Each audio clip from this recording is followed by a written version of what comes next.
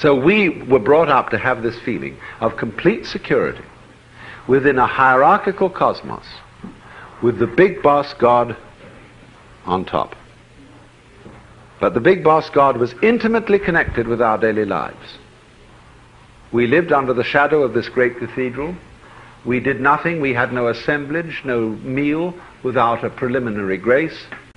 And so there was this feeling of security in authority in the kingdom. Now, for you people in the United States who are citizens of a republic, where it is actually against the law to have prayers in school, you are in a very different situation because you don't know where you are. Now, that may be an excellent thing, not to know where you are, to have, in other words, a completely open mind about what is the hierarchy, what is the order scheme in which you're involved, what is the dynamic energy pattern of this thing we're living in.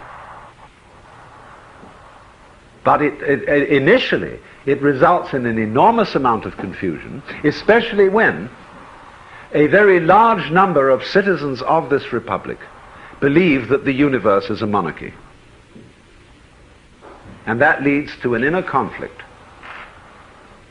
Because if the universe is a monarchy, obviously monarchy is the best form of government.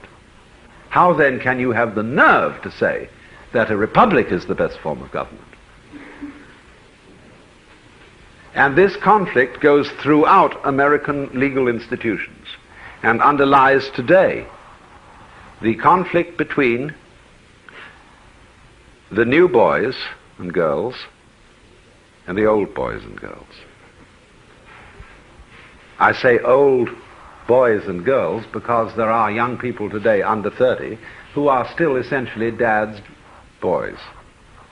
They're football types with crew cuts who believe in respect for authority and are ready to punch in the heads of any of these long-haired, dirty, unwashed hippies who are creating all the trouble.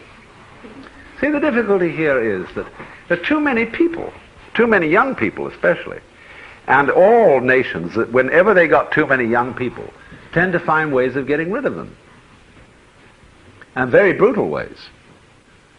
The old people send off their young into enormous war escapades, and that makes more room.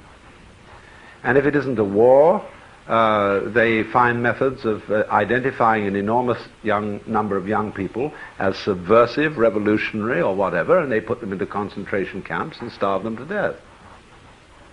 Now, this is an old technique. And so, in other words, there is this perpetual conflict between the authority of the father and all the little children who eventually come up who dispute the father's way of life, who say, you Dad, are all right, but you are not really very smart. And you haven't figured out how to live. And we'd like to change things around a bit. Why not? After all, when the spring comes and all the new flowers arrive, everybody's happy.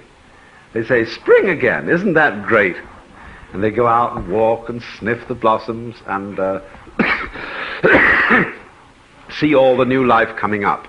Nobody goes up to a crocus and wags its finger at it and say, you have got to understand how to be a crocus. Do your duty, etc. Grow up the proper way as a crocus. They trust it. They know that new crocuses will always grow up like crocuses, and they're glad of it. So in a rather similar way, when I see young people coming along, I think, I wonder what they've got by way of new ideas. What sort of amazing things they will think up because they're brighter than I am. You realize that, say, in physics, almost every great physicist achieves his important contribution in his 20s, and thereafter gets a chair of physics and teaches it, but very rarely contributes anything new to the science. There are exceptions to this. There are some people who are what we call late developers and make their great contribution when they are 80 years old.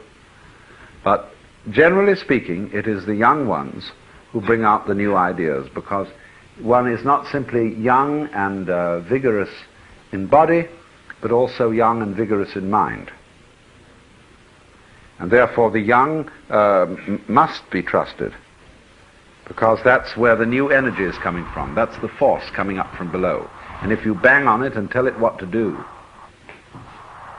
you're like the Chinese story of the farming family.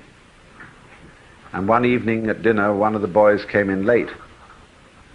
And the family asked him, "What have you been doing?" Well, he said, "I've been helping the wheat to grow." Next morning they went out and looked at the field, and all the wheat was dead.